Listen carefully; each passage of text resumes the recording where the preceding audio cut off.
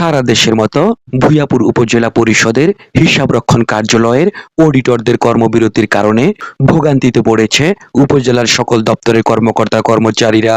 বৃহস্পতিবার হিসাবরক্ষণ অফিস সূত্রে জানা যায়, গত 2 সেপ্টেম্বর থেকে 11তম গ্রেড থেকে 10ম গ্রেডে উন্নীত করার দাবিতে দেশের সকল অডিটররা কর্মবিরতি পালন করেছে।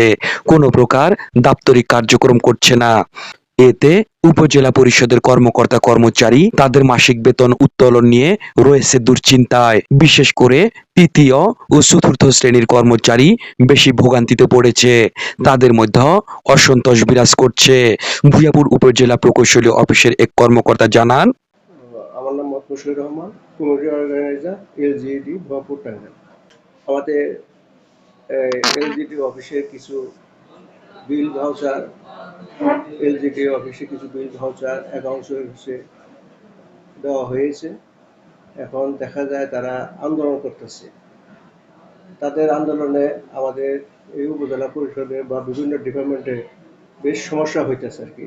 তারা আন্দোলন করুক, আন্দোলনটা তাদের করা উচিত, যুক্তি থাকবে, সেটা কলমবিরতি থাকতে পারে 1 ঘন্টা 2 ঘন্টা 3 ঘন্টা, এইভাবে সপ্তাহব্যাপী তারা আন্দোলন করে আমাদের ভুক্তভোগী করছে।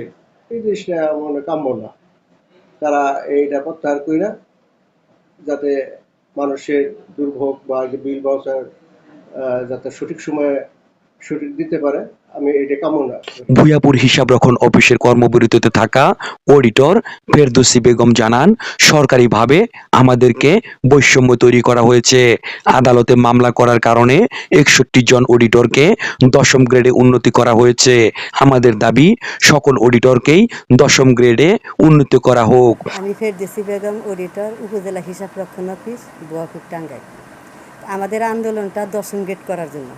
একই পদে দুই বৈষম্য হইতে পারে না। আমরা ভাবতেছি যে আমাদের আন্দোলনটা মেনে নিলে আমরা তাড়াতাড়ি কাজে অংশগ্রহণ করব। আমাদের 61 জনকে দিছে, মামলা করে তারা রায় পাইছে। এখন আমাদের আর বাকিগুলাকে দেয় নাই। আমাদের কোর্টের রায় আছে, তারপর আমাদের নিয়ম নীতি সবাই মানতেছি আমরা।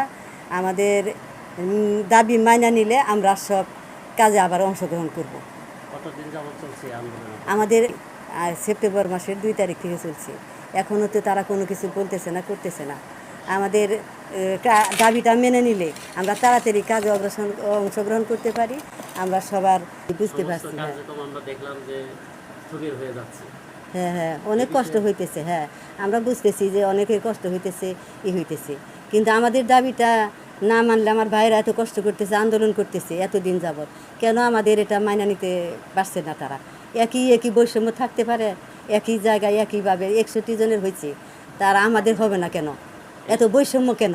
এই বৈষম্যটা এই আন্দোলন কি এই সরকার আসার পরে থেকে না এর আগে থেকে আন্দোলন? এটা আগেই, হ্যাঁ আগেই হয়ে গেছে, আগেই পাইছে ওনারা আগে থেকে আমাদের হইতেছে, কিন্তু জোরালোভাবে হইতেছে এখন সুযোগ পাইছে না জোরালো আন্দোলন? সুযোগ না, এটা আমাদের অধিকার, এটা আমাদের অধিকারের জন্য এটা আমরা করতেছি। এর আগে তো একদিনের জন্য কর্মবিরতি করেননি আপনারা? এর আগেও করা হয়েছে, কিন্তু এভাবে না, এভাবে জোরালোভাবে করা হয় না। তা আমাদের দাবিটা মেনে নিলে আমরা তাড়াতাড়ি জনগণের সেবা যেন করতে পারি। আমাদের দাবি মাইনা নিলে আমরা সব কিছু আবার কর্মক্ষেত্রে ফিরে যাব। উপজেলা পরিষদে বিভিন্ন দপ্তরে এর বিরূপ প্রভাব পড়তে শুরু করেছে। অতি দ্রুতই এই সমস্যার সমাধানের দাবি সকলের।